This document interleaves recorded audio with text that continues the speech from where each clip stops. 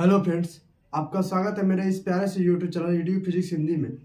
आज हम कक्षा 10 गणित के चैप्टर नंबर 6 त्रिभुज को पढ़ने वाले हैं।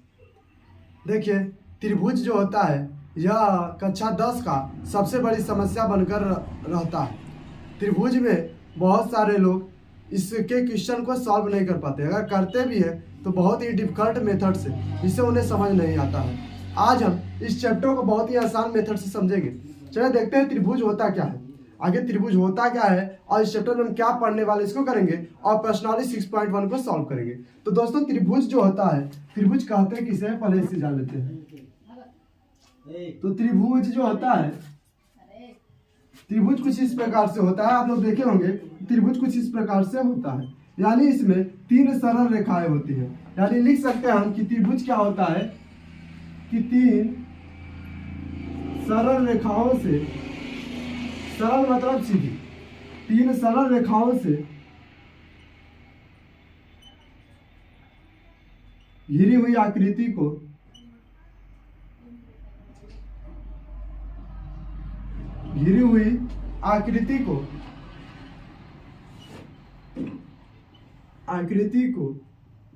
त्रिभुज कहते हैं। त्रिभुज कहते हैं। आई बात समझ में? यानी कि जब 3 सरल रेखाएं आपस में एक दूसरे से जुड़ करके जब किसी आकृति का निर्माण करेंगे उसे त्रिभुज कहते हैं। आप कोई भी त्रिभुज बना लीजिए, चाहे समकोण बना लीजिए, निम्न कोण त्रिभुज बनाइए, सभी में 3 सरल रेखाएं कहलाएंगी। यह एक सीधी रेखा है, एक पहली सीधी रेखा, यह दूसरी सीधी रेखा और यह तीसरी सीधी। इसमें 3 सरल रेखाएं होंगी।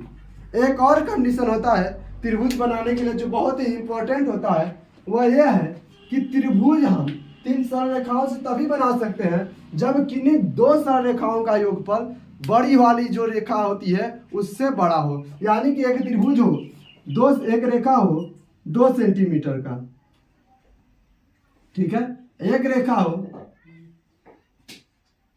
3 सेंटीमीटर का और एक रेखा हो 7 सेंटीमीटर का। अगर हम इसे कहा जाए कि इसे आप त्रिभुज बनाइए, तो पॉसिबल ही नहीं है कि आप इस रेखाओं से त्रिभुज बना सके, क्योंकि जब इन दोनों को हम ऐड करेंगे तो ऐड करने पर आएगा 5, जो कि 7 से क्या है, छोटा है।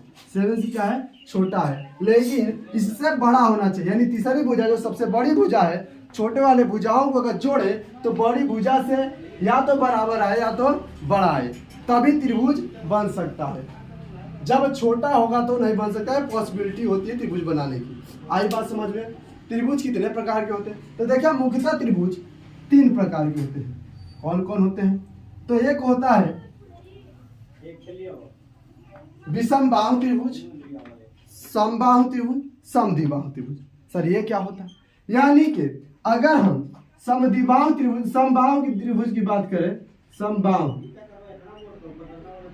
त्रिभुज, तो जब हम समबाहु त्रिभुज की बात कर रहे हो तो बाहु माने होता है भुजा, यानी वह त्रिभुज जिसकी सभी भुजाएं क्या हो, समान हो। यानी कि इस तरह से अगर हम एक त्रिभुज ले लें तो इसकी भुजा अगर 6 सेंटीमीटर है तो बाकी सभी भुजाएं 6 सेंटीमीटर की होगी। इसके साथ में एक और चीज जो होता है, इस त्रिभुज का नाम है ABC ले लेते हैं। और समबाहु त्रिभुज के सभी कोण बराबर होते हैं। वो भी फिक्स है कि समबाहु त्रिभुज के सभी कोण कितने अंश के होंगे, 60 अंश के, ठीक है। यानी कि पहला है समबाहु त्रिभुज, समबाहु त्रिभुज के सभी भुजाएं बराबर होंगी और समबाहु त्रिभुज के सभी कोण 60 अंश के होंगे। दूसरा है समद्विबाहु त्रिभुज,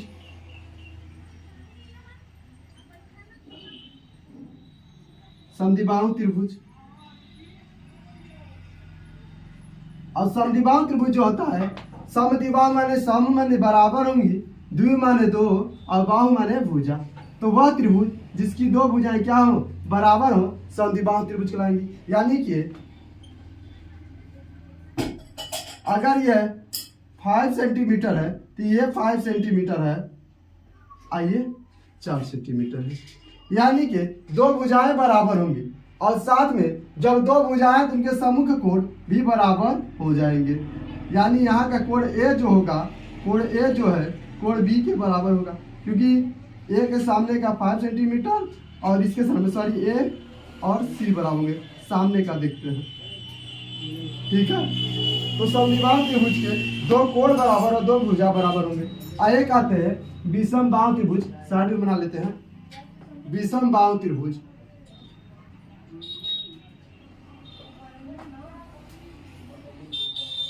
तो दोस्तों विषम बाहु त्रिभुज की जो कोई भुजा होती है, कोई भी भुजा बराबर नहीं होगी, यानी ये 3 4 5 इसकी कोई भी भुजा बराबर नहीं होगी और कोई भी कोण बराबर नहीं होंगे। आई बात समझ में? समद्विबाहु, समबाहु, विषमबाहु। आई होप कि त्रिभुज क्लियर हो गया होगा। अब आपको समझ में आ गई त्रिभुज क्या होती है। अब इस चैप्टर में हम पढ़ेंगे कि समरूप त्रिभुज क्या होते हैं, कैसे हम पहचानेंगे कि कोई त्रिभुज समरूप है, कैसे पहचानेंगे कि कोई त्रिभुज सर्वांगसम है और सर्वांगसम होता क्या है, इस सब के बारे में चर्चा करेंगे। इसके बाद प्रश्नावली 6.1 को पढ़ेंगे। दोस्तों आप यूट्यूब पर या कहीं भी इस चैप्टर को बहुत पढ़े होंगे, लेकिन आपको नहीं समझ में आएगी, नहीं आई होगी। यह सबसे बड़ी समस्या यह चैप्टर बच्चों की बन जाती है। बच्चों की रिक्वेस्ट थी कि सर त्रिभुज पढ़ाइए आसान मेथड से, तो आज हम त्रिभुज को लेकर आए हैं और बहुत ही आसान वे में पढ़ाएंगे। एक बार में आपको समझ में आएगा और बोर्ड एग्जाम में 6 नंबर दिला कर जाएगा, ठीक है। तो अब पढ़ते हैं समरूप त्रिभुज क्या होता है। समरूप मतलब होता है समान दिखने वाला, समान दिखने वाला। समरूप का क्या मतलब होता है? समान दिखने वाला। सर इसका मतलब क्या होता है? यानी कोई ऐसी आकृति जो देखने में एक चाल हो, भले ही वो बड़ी हो या छोटी हो, बड़ी हो या छोटी हो, लेकिन देखने में अगर एक चाल दिख रही है बच्चे, तो वह कौन सी त्रिभुज होगी? समरूप होगी। क्या होगी? समरूप होगी। जरूर नहीं है कि त्रिभुज ही हो, कोई वर्ग, आयत, त्रिभुज, चतुर्भुज, कुछ भी हो, लेकिन देखने में एक चाल होनी चाहिए। अगर हम बोले कि एक त्रिभुज है, ये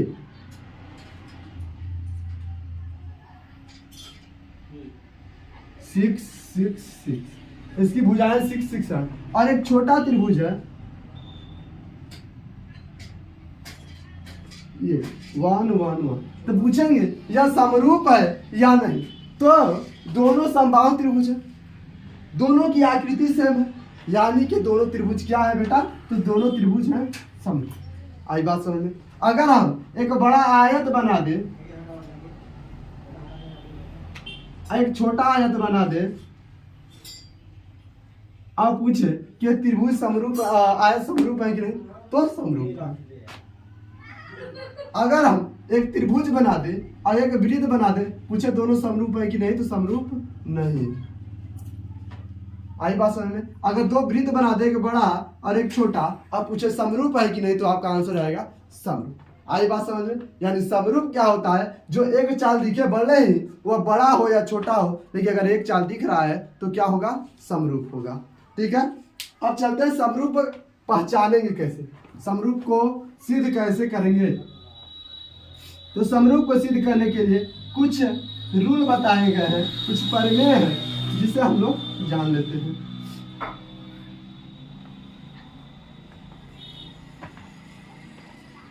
समरूप पहचाने की जो नियम है उसे हम समरूपता की कसौटी के नाम से जानते हैं,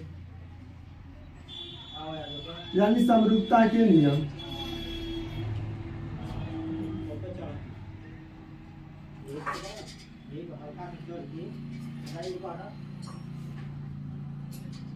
समरूपता की कसौटी यानी कि अगर हम आपको दो त्रिभुज दें,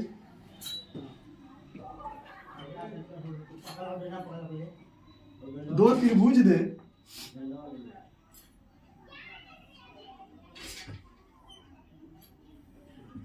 चित्र आ रहा है ना, ठीक।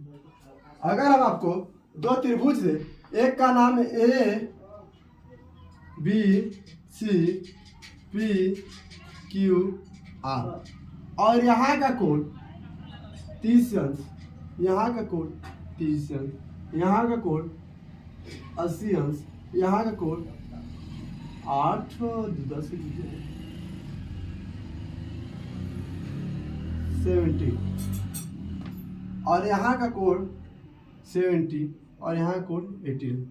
और ये भुजा 6 सेंटीमीटर, ये 3 सेंटीमीटर और ये 5 और ये 2 और ये 4 कर दें, सॉरी 2 है ना,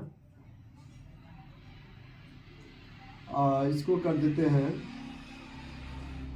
नहीं इसको कर लेते हैं 4, इसको करते हैं 2 और इसको 2.5, ये हो जाए। और पूछा जाए कि समरूप है कि नहीं, तो पहला होता है कसौटी, समरूपता की कसौटी। पहली कसौटी है कि संगत भुजाओं का, सॉरी हाँ, संगत भुजाओं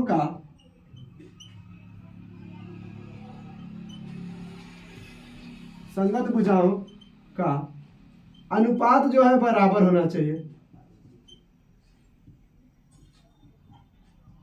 संगत भुजाओं का अनुपात क्या होता है, मतलब यानी कि जो संगत भुजाएं हैं, दोनों त्रिभुज के संगत भुजाएं जो है उनकी अनुपात बराबर होगी। यानी कि देखिए यह 6 है, इसका अनुपात संगत भुजा यहाँ पर 3 है, तो यहाँ पर 6/3 कर लेंगे, संगत भुजा हो गई।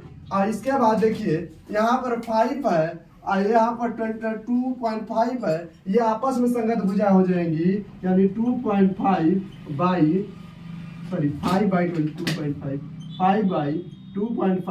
और साथ में एक संगत भुजा हो जाएगी 4 और 2 यानी 4/2। ऐसा हम डिवाइड करेंगे तो 2 यानी सभी संगत भुजाओं का जो अनुपात है बराबर आ रहा है, अतः यह क्या होगा, समरूप होगा।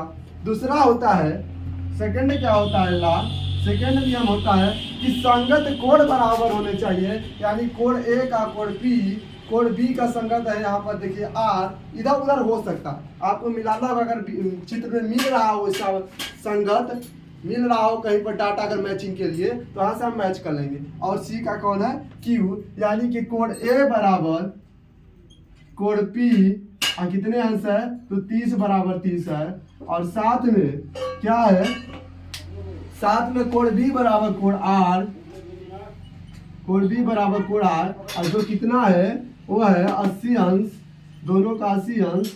और कोण Q C बराबर कोण Q जो है 70 अंश। यानी कि संगत भुजाएं जो है, संगत भुजाओं का अनुपात बराबर होने चाहिए और संगत कोण बराबर है, तो त्रिभुज क्या होंगे, समरूप होंगे। ठीक है,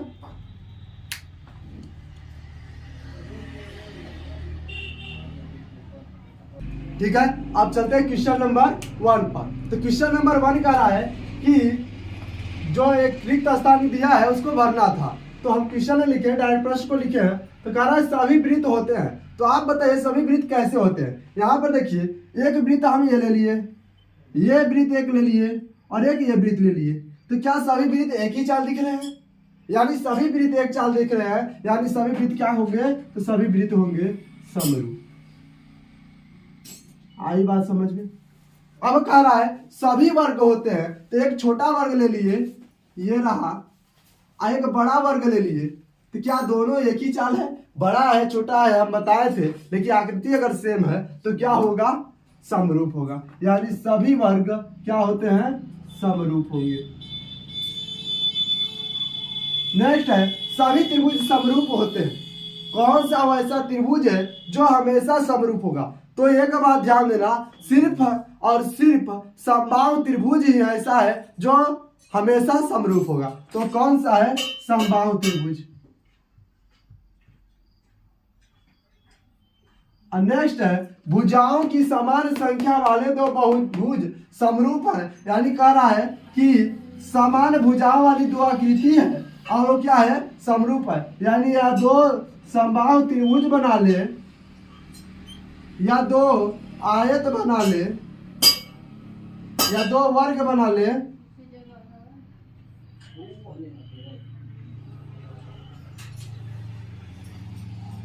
कह रहा है यदि उनके संगत कोण क्या हो, यदि उनके संगत कोण क्या होंगे, तो बराबर होंगे। यदि संगत कोण क्या हो, बराबर हो, और संगत भुजाएं क्या हो, समानुपाती हो, क्या हो, समानुपाती बताया था अनुपात, तो भुजाओं का अनुपात और कोणों का बराबर होना जरूरी है त्रिभुज के समरूप होने के लिए। यानी अगर ये कोण बराबर है तो संगत कोण बराबर है तो त्रिभुज समरूप होगा। अगर इस भुजा का इस भुजा का या इस भुजा का अनुपात बराबर है तो भी त्रिभुज या बहुभुज क्या होगा समरूप होगा। ठीक है। अब नेक्स्ट क्वेश्चन कर रहा है कि दो भिन्न भिन्न उदाहरण दीजिए। तो यानी कि समरूप आकृतियां बनाना है तो पहले में आप कुछ भी बना लीजिए। समरूप बनाना है तो यहाँ पर दो वर्ग बना लीजिए, एक छोटा बना लीजिए एक बड़ा बना लीजिए, या पहला ये हो गया और दूसरा में एक छोटा समबाहु त्रिभुज बना लीजिए एक बड़ा समबाहु त्रिभुज बना लीजिए।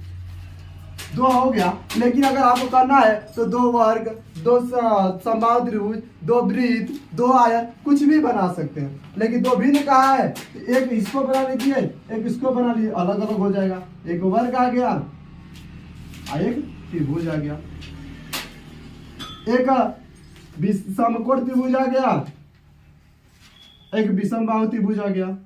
कुछ भी बना लीजिए, सब क्या हो जाएगा समरूप नहीं है। ठीक है। क्वेश्चन नंबर 2 तक क्लियर। अब चलते हैं क्वेश्चन नंबर 3 के पास, जो इस चैप्टर का अंतिम होगा। इसके बाद हम सर्वांग सब क्या होता है इसके बारे में जानेंगे।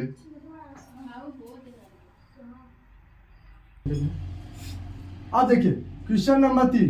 क्वेश्चन नंबर 3 में पूछ रहा है कि जो दी गई आकृतियां हैं, दो आकृतियां दी गई हैं, पूछ रहा है कि समरूप नहीं। अगर हम जो पढ़ाए थे पहले उसे आप अच्छे से देखे होंगे तो आपको समझ में आ रहा होगा कि दोनों आकृतियां समरूप नहीं है। कैसे नहीं है? तो देखिए हम बताए थे कि समरूप होने के लिए क्या चाहिए, पहले भुजाओं का अनुपात देखना है।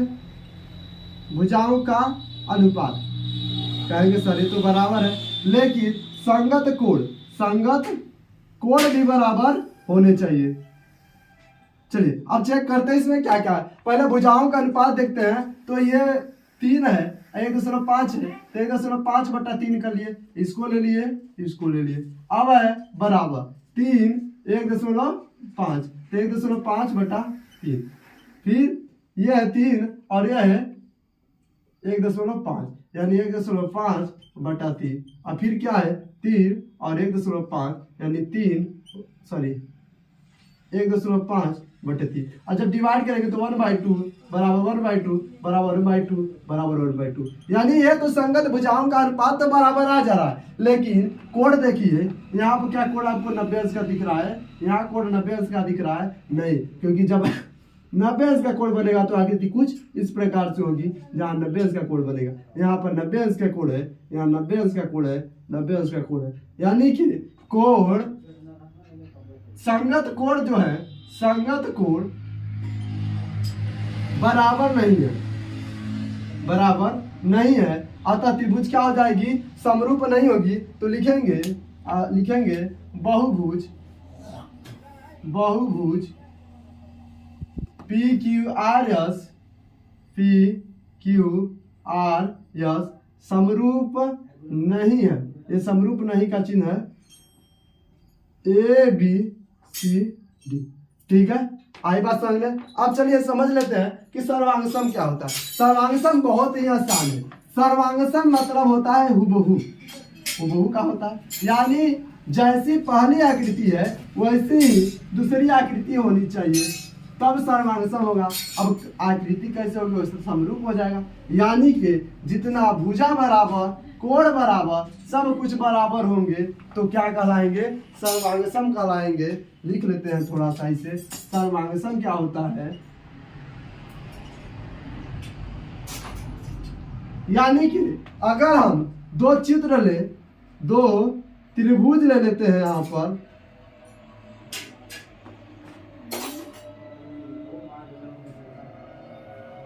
यह है 5 सेंटीमीटर, 6 सेंटीमीटर और 7 सेंटीमीटर। यह 7 सेंटीमीटर, 6 सेंटीमीटर और 5 सेंटीमीटर।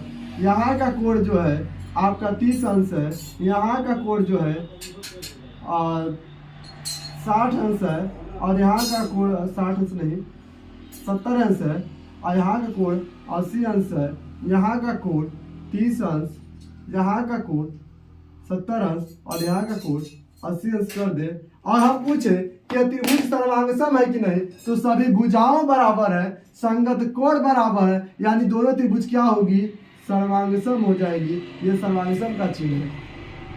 अगर इसमें से कोई भी एक बदल जाए, यहाँ पर 5 आए तो सर्वांगसम नहीं है। अगर कोई कोण बदल जाए तो भी सर्वांगसम नहीं है। ठीक है। और एक बात, सभी त्रिभुज, सभी समरूप त्रिभुज,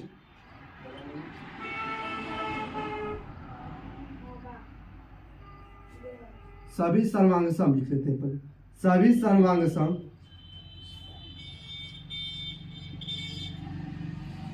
समरूप होते हैं, समरूप होते हैं, लेकिन सभी सर्वांगसम समरूप नहीं है। सभी समरूप, सभी समरूप सर्वांगसम नहीं होते हैं।